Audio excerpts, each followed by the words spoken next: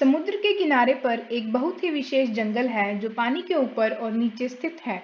एक जगह है जहाँ सबसे नाजुक जीव सुरक्षा और शरण पा सकते हैं।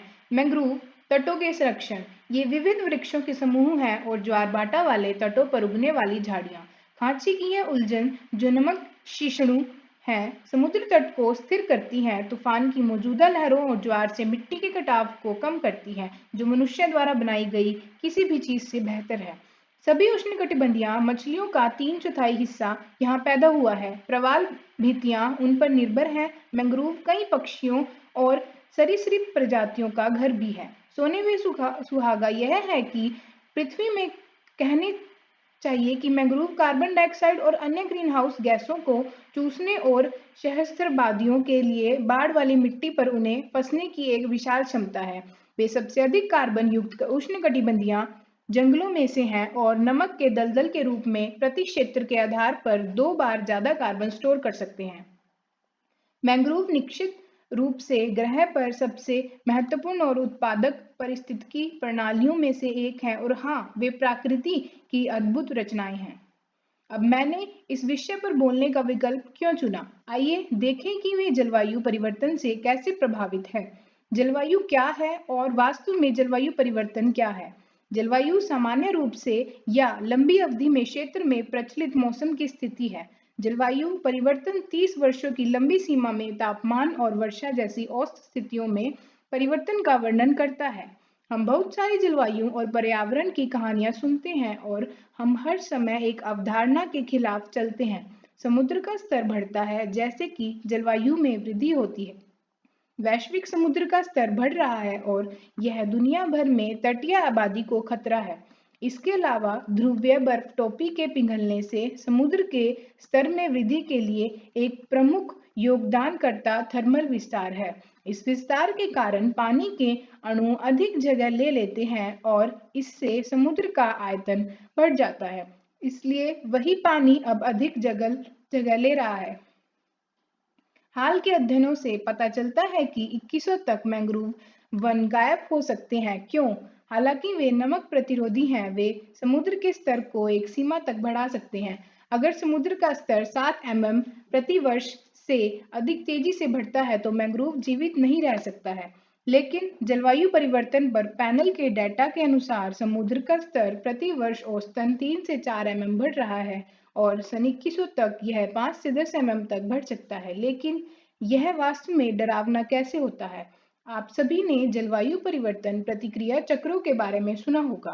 प्रतिक्रिया चक्र 2 प्रकार के होते हैं, सकारात्मक और एक नकारात्मक प्रतिक्रिया चक्र।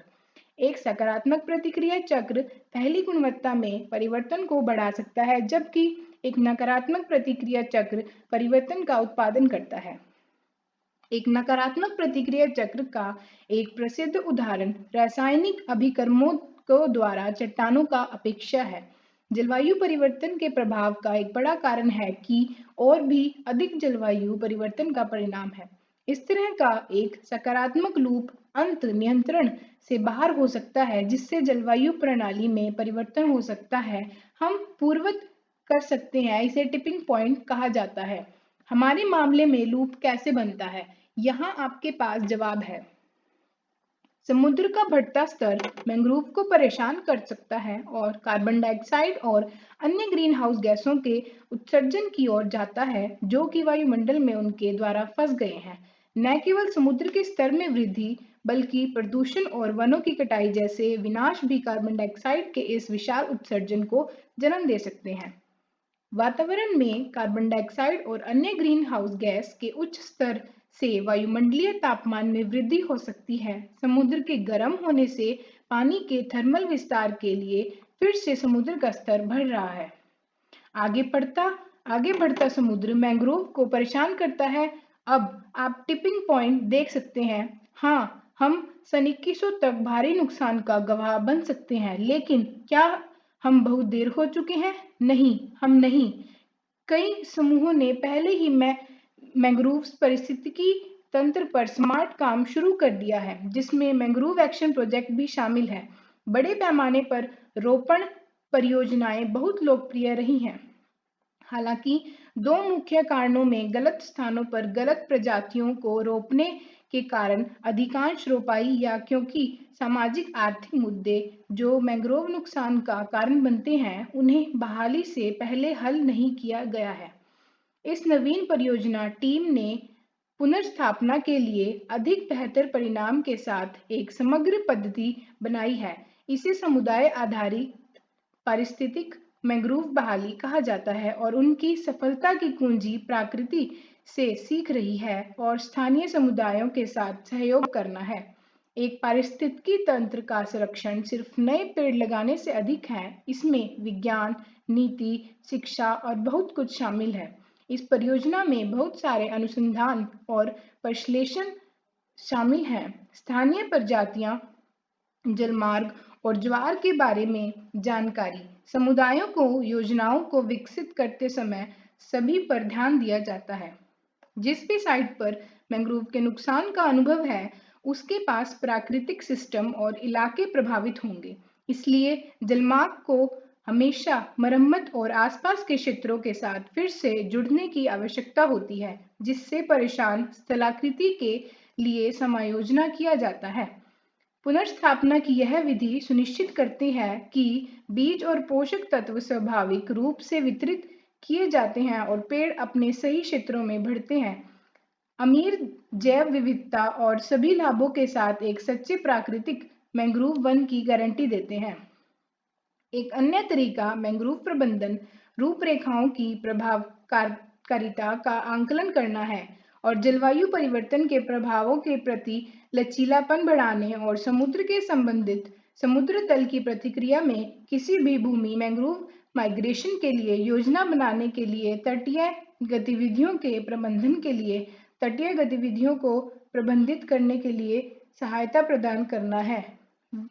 वृद्धि, जब मैं संरक्षण और संरक्षण के वैश्विक स्तर पर देख रही हूँ, तो मैं एक व्यक्ति श्री कॉलिन पुक्कुडन को पीछे नहीं छोड़ सकती। कंदल पुक्कुडन के रूप में भी जाना जाता है, एक भारतीय पर्यावरण कार्यकर्ता और केरल के लेखक थे।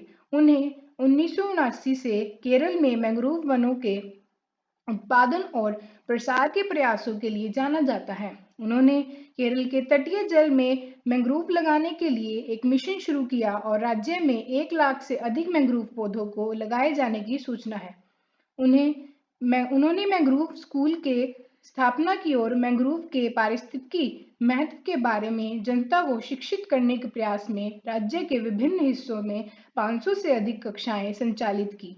केरल में पाए जाने वाले मैंग्रोव की विभिन्न प्रजातियों का विस्तार करते हुए उनका आखिरी काम कमंडल इंजेल एक काम है।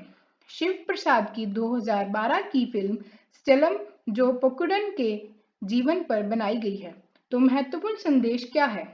जलवायु परिवर्तन, विलुप्त होना सभी वैश्विक समस्याएं हैं जिन्हें हम अपनी प्रजातियों और पारिस्थितिकी तंत्रों को मान देकर और उनके बगल में रहने वाले स्थानीय लोगों के साथ मिलकर काम करके हल कर सकते हैं। इसीलिए हम पृथ्वी पर अपने जीवन को बनाए रखने में मदद करने के लिए थोड़ी देर निवेश कर सकते हैं।